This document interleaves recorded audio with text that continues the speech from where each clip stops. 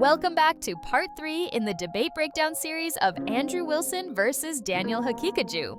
Last time we said Wilson won overall, but today we're expanding on why he takes the edge in the first criteria: clarity and precision. Okay, here we go. Look, clarity means the arguments are easy to follow. No fuzziness or beating around the bush. Precision? That's about nailing down exact terms, claims, and links without ambiguity. Wilson crushed it here. He kicked off with a clear thesis.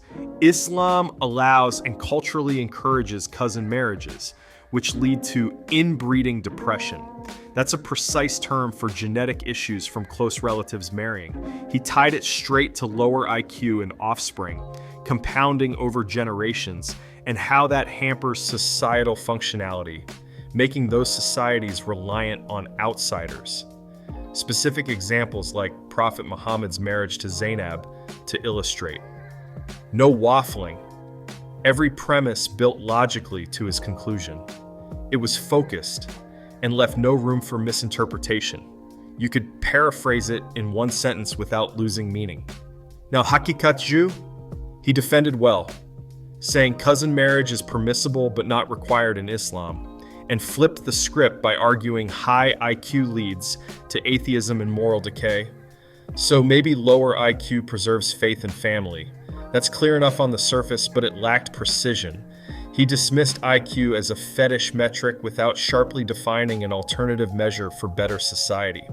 Haqiqatjou's rebuttals veered off into broader historical examples, like past civilizations that supposedly thrived despite lower average IQ levels. This expansion made his response less focused, watering down a sharp, direct counter to Wilson's tightly scoped claim about the harms of cousin marriage. As a result, it was disorganized and reactive, more like scrambling to defend on multiple fronts rather than zeroing in with pinpoint accuracy on the core issue. Plus, when he pointed out Christianity's lack of explicit bans on cousins, hey, Isaac married his cousin in the Bible, it scored a hit, but it didn't tighten his own argument's focus. So why did Wilson win on clarity and precision? His setup. It forced Haqiqatjou into a broader defense that, while thoughtful, introduced some vagueness in metrics and scope. In philosophy terms, clear language avoids pseudo-problems. Wilson embodied that, making his case stick harder.